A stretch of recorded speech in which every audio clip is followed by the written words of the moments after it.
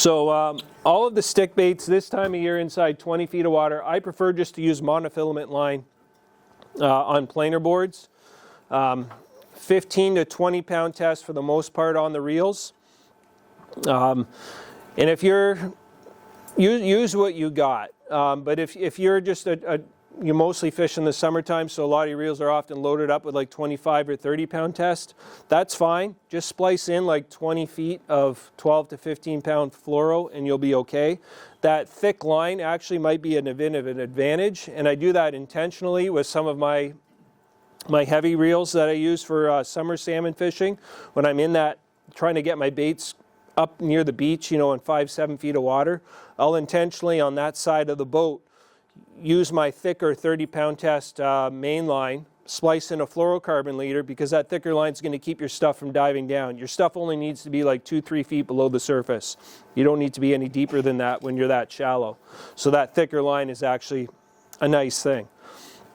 I think there's a little bit more forgiveness as far as where your lures are in the water with salmon and trout versus how some walleye anglers are. I know Shane will back me up on this. Walleye guys are pretty fussy about having their crankbaits delivered to the precise foot when they're fishing walleye on Lake Erie or the Bay of Quinte. They get real anal about dialing in their, calibrating their reels and everything like that, diameter of line.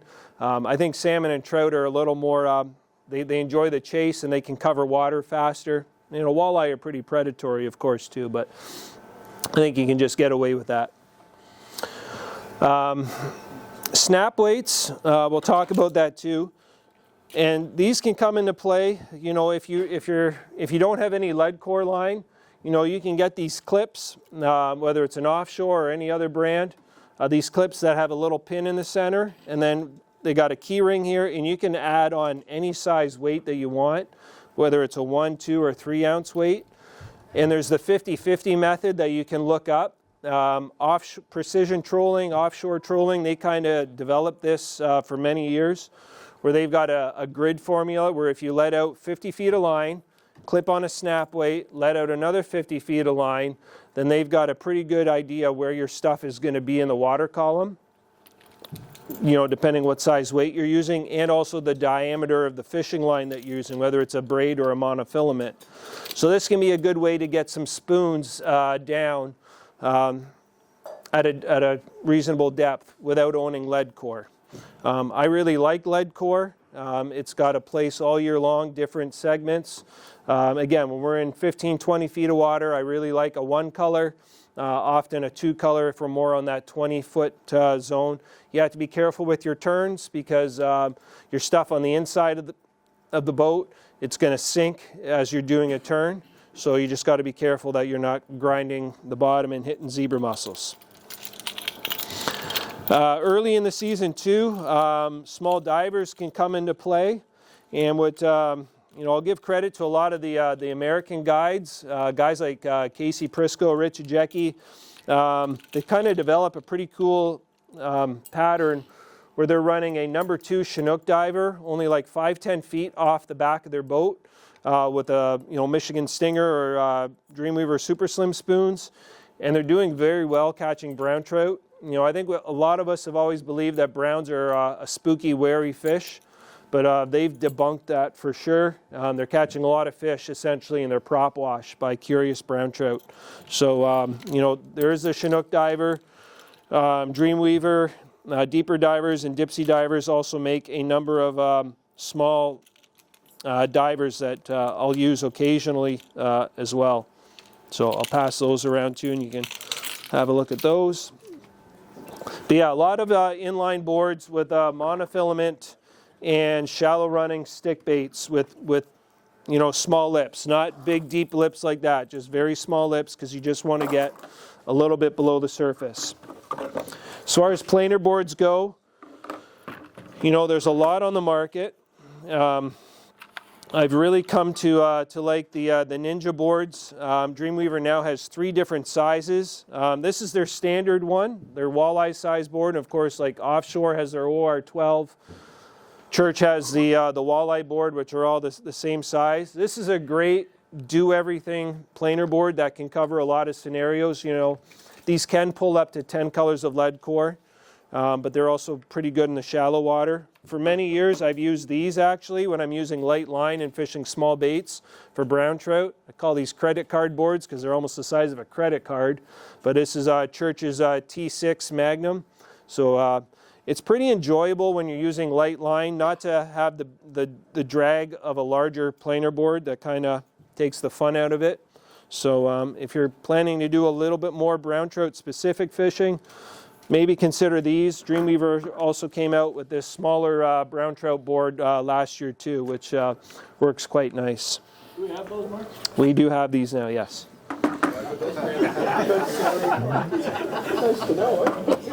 Yes, question? Yes, yeah, no. This size board is great for Lake Erie walleye fishing too.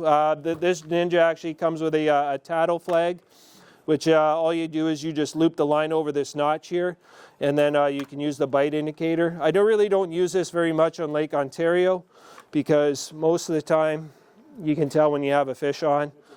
Yeah, it is very helpful in Lake Erie though. You know, there's a lot of silver bass and perch and stuff like that on Lake Erie, which are a nuisance, so you can tell if you need to check your lines using that feature. Nothing worse than dragging a silver bass for over an hour and not knowing it, taking that rod out of play that could have caught a couple walleye instead. Mark, yes? that walleye for the little guy there. Yes. Oh, like, they can get that out pretty far? Yeah, no, these do plane out pretty good. As long as you're just using a small stick bait that doesn't have a lot of resistance, you can, you know, I fish 2 of these per side when I'm in that 15 or less water. These are also really fun to use if you're up north. Like if you're, you know, just fishing one rod, but you want to get a, you want to fish a rapala towards a shoal for walleye or smallmouth bass up north, just on a spinning rod. These work really good for that too. Just got a question, Mark. Yes. You talk about shallow diving. What's the difference between the lips on the shallow and the medium and the deep divers? Is there something that you can tell us about that? Yeah, well, so this is, a deep diver. This is a reef run or ripstick.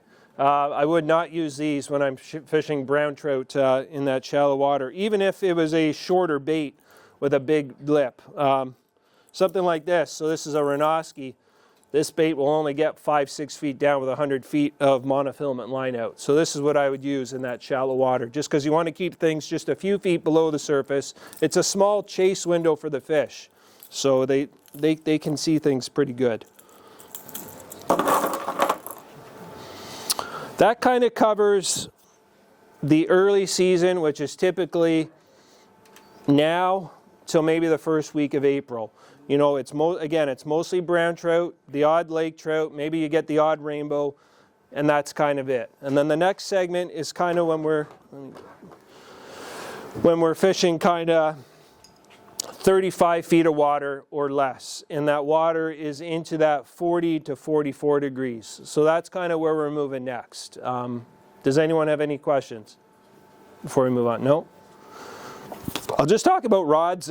So again, use what you have, but if you are thinking about maybe for a few years you've been fishing Lake Ontario, maybe Lake Erie, and you've got your main setups ready, and you're thinking, well, maybe you want to get something that's a little bit lighter, a little more specific that you can use for brown trout, but maybe also use for crankbait fishing or lighter applications on Lake Erie.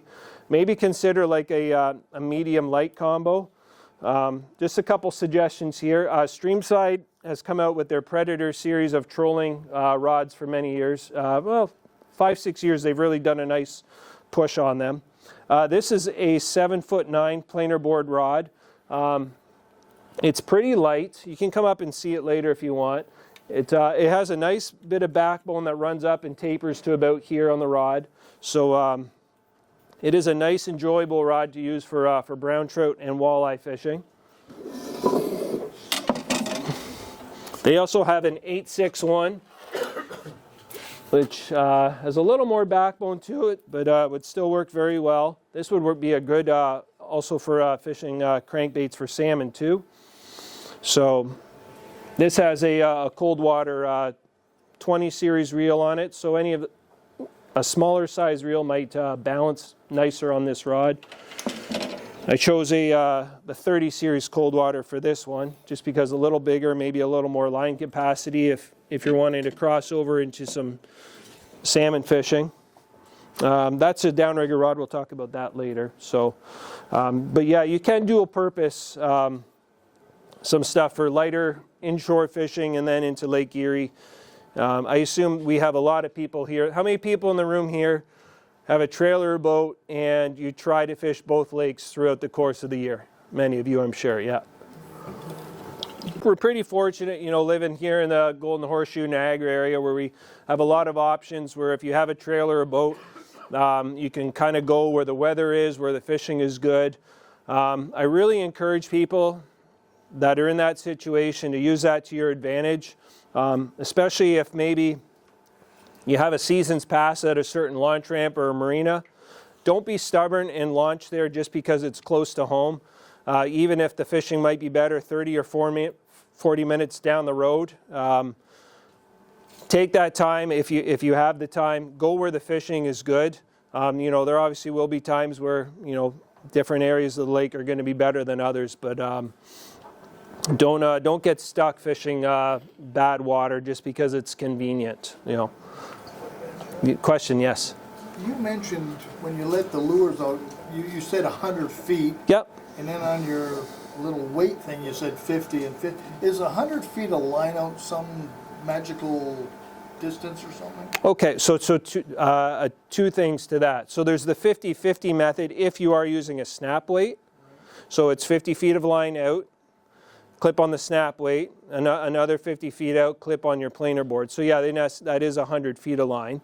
And that's if you're using a snap weight to aid to get your stuff down deeper.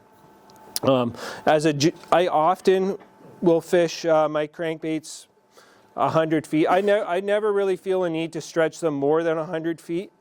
That's kind of the max I do. But if I'm fishing 2 boards per side, I'll often go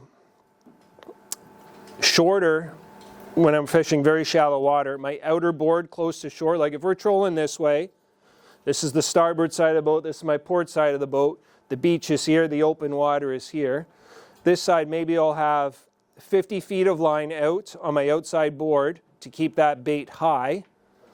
And then my inside board might be 75 to 100 feet out just to keep that a little bit lower. I'll try and pick a bait or choose things so that my outer board is fishing higher in the water, you know, a foot or two higher than my inside one. If I get a fish on that outside board, generally you can kind of swing and swim that fish over top of that inside line, get it into your prop wash, bring it into the boat. Sometimes you might have to move your inside line depending what happens. So that's generally how I would run 2 monofilament lines per side of the boat. So when we're Lake Erie walleye fishing, sometimes it's nothing for us to run 3 planer boards on each side of the boat with staggered crankbaits. Granted, though, walleye are pretty cooperative fish. You can usually maneuver things pretty good. You get a big brown or a salmon in the mix and you know, you could have some chaos, but that's just part of it. So, yes. You say mono over braid. Yes. If I'm using my walleye combos for the springtime, yes. is it worth the hassle to switch it over? Is the advantage that great to go through that, or? Good point, Matt. So yeah, like I said, use what you have. If some of you have, you know, lighter setups that are spooled with braid line, it can work. Splice in like 20, 30 feet of fluorocarbon line and you're fine. The 2 negative things to using braid is it's thinner, so your stuff is going to dive a little deeper. When we get out into that 20 to 30 foot water, not so much a concern, but when you're in shallower, again, you just want to avoid having your stuff scraping bottom. And the other thing that I don't like about using braid line with stick baits, especially with salmon and trout, is you need to have a little give somewhere. Braid line has no stretch. You're going to pull hooks. You're going to damage split rings using braid line. I've heard and seen it so many. I've tried it a little bit, and I've seen with many other people who complain about lost fish using braid line and crankbaits. You got to have some give somewhere. So, you know, maybe even a little monofilament line to create a shock absorption somewhere. So, but you can use braid if that's all you got. So it's just a short window in the season where we're doing this style of fishing with the stick baits. Now we're into maybe like second week of April, many years. That water is into 40 to 45 degrees, kind of generally warming a little bit every week as we go. We're still catching, we're in the kind of my favorite time of the year where we're catching a little bit of everything in the same water. Still catching a lot of brown trout. We're starting to run into some salmon, and we're even kind of starting to target some salmon, intentionally then. Occasionally we'll see some coho come in shallow, and then of course there's always Lakers in the mix too. And again, we're kind of fishing, we can be anywhere generally now from like 15 to like 35 feet of water for a couple weeks. And again, there's always crossover in play. And that's kind of where I'll put those smaller baits that I passed around first. I will pretty much stop using those unless for some reason I'm still, got a reason to target the browns specifically. But we'll start upsizing our baits to more full size, more 4 and 5 inch. Still using stick baits, using, stuff like Renoskis, the Walleye Moon Eyes, Reef Runners, Bombers, Rippling Redfins. Some guys like using Husky Jerks for salmon. They work. I generally don't. J13s, using some of the larger Rapalas, the larger live targets, and Rebels too. So again, these are some of the colors that I would choose more if we're into a lot of colored water. Still a lot of orange, some frog patterns, Wonder Bread some days, chartreuse, and then your natural still, your black silvers, blue silvers, black golds, if you're into some cleaner water too.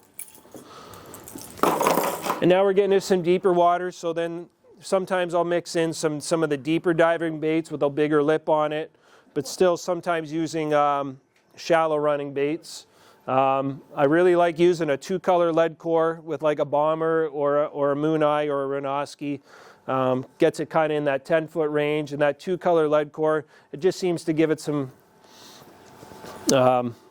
interesting, unique action to the bait. The lead core just kind of moves in a weird way in the water and just seems to trigger some fish. I'll also use, a 2 or 3-color lead core with spoons too. And again, the short divers. We'll start to get downriggers going. You can use the downriggers when we're in that 10, 15-foot water too. Again, use what you have. Put your rigger down 5 feet, put it out 50 feet with the spoon. And, it will work in that shallow water. But we'll get the downriggers definitely into play a little bit once we get into that deeper water. And then we'll start to get into some of the medium-sized divers as well.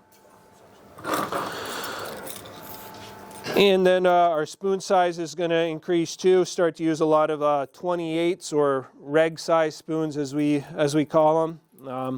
I mostly use a lot of the Dreamweaver and the Michigan Stingrays.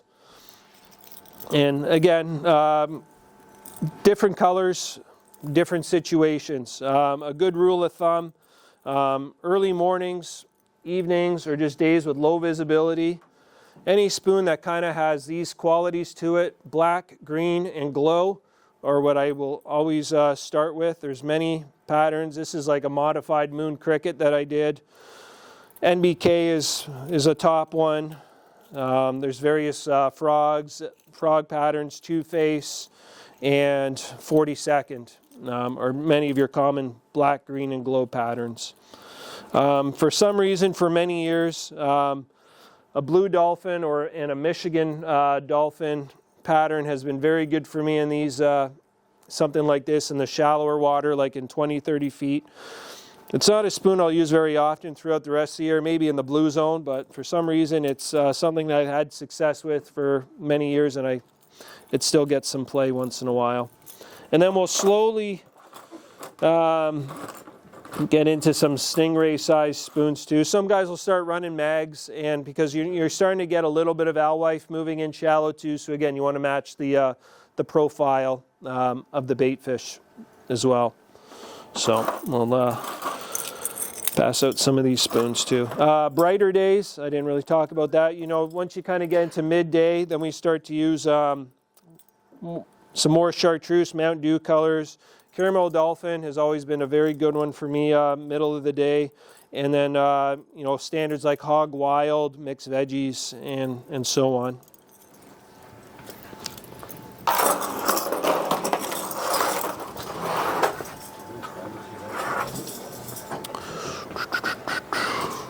Any questions to this point? No? All right. Speeds, Mark, up, down. Speeds, yeah, speeds are probably bumping up a little bit. You're still kind of in that 2-2 zone to start, and then you can kind of play it by ear. But I think I would generally be in 2-2. The nice thing too, when we're in the early season, the necessity of a down speed and temp unit like a fishhawk, a seeker, a subtroll, whatever unit, it's not as necessary. You know, when you're in that shallow water, there's not as much. There is some current, but the influence there is not as significant. And for the most part, we're just kind of going still by surface temperature, not so much subsurface. But once you kind of get out into 30 feet, it is nice to be able to, if you have one, to put down your unit and kind of just see how much of a difference there might be from the surface temperature to the bottom temperature. Usually you'll see throughout the day that your surface temperature will climb, you know, when you're in the afternoon, and than what it would be if you start first thing in the morning. And that's just how it is when the water is cooler earlier in the season. Do you change colors based on sun, cloud cover? Yeah, no, absolutely. So again, low light conditions, a lot of black, green, and glow patterns. That's what I've often done well with. Or even maybe some glow white backs. Wonder Bread seems to be a good color on foggy days. I can't explain why. It's something I've done well with on that kind of a day. And then, yeah, if you got a day where, you know, kind of a bluebird sky, midday, again, I get into more chartreuse, Mountain Dew, mixed veggies, Hog Wilds, those kind of things. And again, we're talking kind of early in the season, but a lot of these principles will apply in the summer months as well.